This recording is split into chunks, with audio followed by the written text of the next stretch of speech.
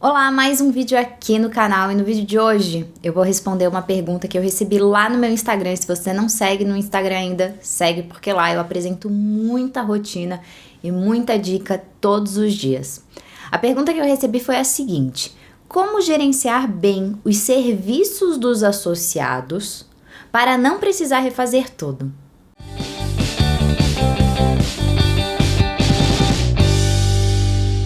Essa eu diria que é a pergunta é inspiração. Vamos responder essa pergunta, mas também vamos fazer uma análise maior sobre os serviços que você e o seu escritório, seja você advogando de forma autônoma e sozinha, ou seja você com um sócio ou sócios e associados, sócio estagiário, enfim, qualquer formato que seja a sua equipe, vamos analisar essa história dos trabalhos e do controle de cada tarefa realizada pela tua equipe. A primeira pergunta aqui, que é a principal, a que inspirou todo o assunto desse vídeo, é sobre como que eu vou gerenciar os meus associados, as atividades que os meus associados fazem, sem que eu tenha que refazer tudo. Bom, aqui no meu ponto de vista não tem outra resposta senão treinamento.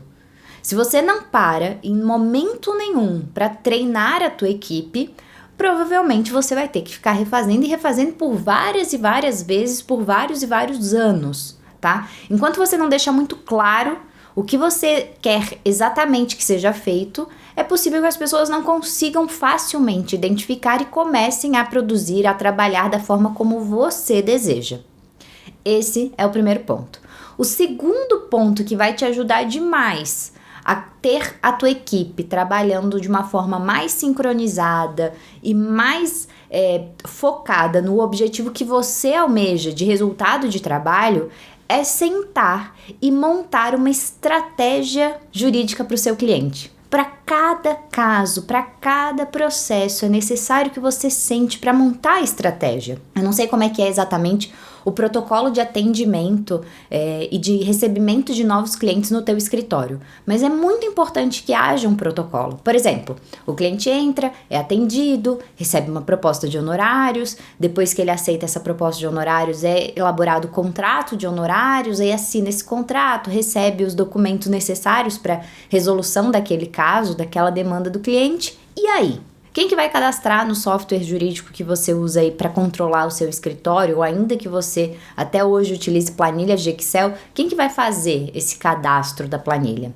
Quem que vai avisar para o financeiro, ainda que seja você mesmo financeiro, quem que vai avisar para o financeiro que ali naquele contrato de honorários tem realmente umas parcelas a entrar, ou um valor de êxito a entrar lá no final da resolução daquela demanda? Mas enfim, nosso assunto hoje não é exatamente protocolo.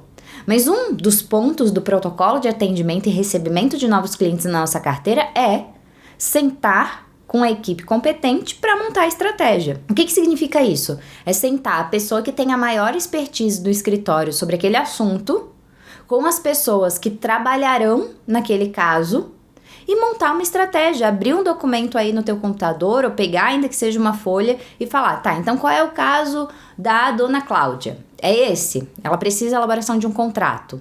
Que tipo de contrato? O que a gente não pode deixar de montar no contrato? Por que a gente vai colocar cada uma dessas cláusulas aqui relevantes? Escreve no papel.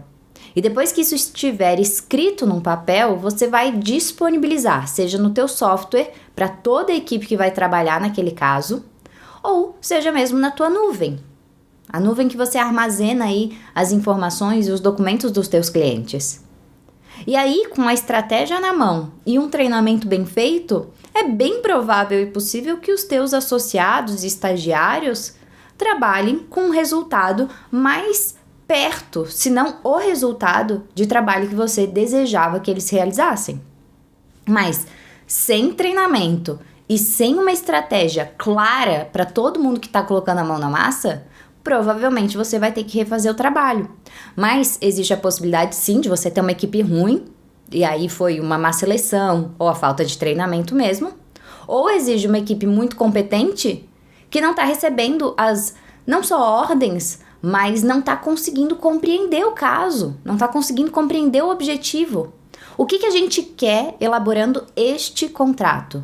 O que a gente quer quando a gente levanta esta tese na petição inicial? Isso tem que ficar claro para todo mundo que trabalha. Qual a nossa estratégia? Quais serão as teses que levantaremos? Quais serão as cláusulas que elaboraremos?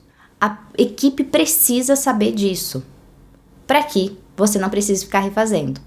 E aí um outro ponto de vista, e aí esse outro ponto de vista é uma questão de inspiração dessa pergunta, porque eu acredito que assim a resposta tá dada para a pergunta que foi feita, mas é sobre o histórico de tarefas que todo mundo aí da tua equipe tem. Por exemplo, quando eu monto uma estratégia, e aí falo, então primeiro a gente vai digitalizar esses documentos, a gente vai analisar a matrícula do imóvel X, depois disso a gente vai pegar as certidões, e depois disso a gente vai fazer aquilo, A, B, C, e monta uma lista de coisas a serem feitas. Como você controla que a pessoa está fazendo, não está fazendo? E o mais interessante é que quando você tem esse histórico, quando isso tudo é centralizado num único lugar e você consegue, assim, criar um histórico de trabalho, um histórico de marcha, é possível que os teus associados, na dúvida, caiam novamente nesse histórico do antigo cliente e falem assim, depois disso a gente fez isso. E que saiba exatamente por que fez, porque lembra da estratégia ou porque tem acesso à estratégia antiga. Não dá para contar que a memória de todo mundo é boa. Eu mesma não tenho a memória boa. Minha memória era ótima ali nos 3 primeiros anos de advocacia. Depois disso foi dando uma confusão de confundir um imóvel com um cliente e aí uma demanda de outro caso com aquele cliente. Enfim, depois de 3 anos de advocacia, o volume de serviços, de coisas que eu já havia feito, fez com que eu começasse realmente algumas vezes a confundir. Ou seja, eu passei a não confiar completamente na minha memória. Às vezes eu achava uma coisa e quando eu via, não, era outro caso. Então, ter um histórico das estratégias que você criou para cada cliente é muito importante. É claro, toma muito cuidado agora, no nosso atual cenário, com a LGPD, a Lei de Proteção de Dados. Por quanto tempo, como você vai arquivar isso é muito importante. Inclusive, tá aí uma dica para vocês de deixar o seu contrato de honorários com essas questões bem claras, expressas lá no contrato. Que você utiliza um software, o cliente sabe que as informações dele serão tratadas nesse software, que você utiliza aí uma nuvem, e é muito mais tranquilo você utilizar hoje, muito mais tranquilo e seguro você utilizar muitas nuvens aí pagas, né, do que servidores. Alguns servidores não são tão confiáveis quando o assunto é LGPD, tá? Não esqueça, os dados do seu cliente, eles são importantes, não só RG, CPF, enfim, mas a estratégia que a gente cria para as demandas dos nossos clientes, que são dados deles também, elas são importantes para um histórico do escritório, para que você auxilie a sua equipe nos próximos casos. Mas você precisa tomar cuidado porque tem a LGPD. Então, até que ponto eu posso trazer essa informação? Quem pode da minha equipe ter acesso a essas informações, a essas estratégias passadas, a esses casos passados?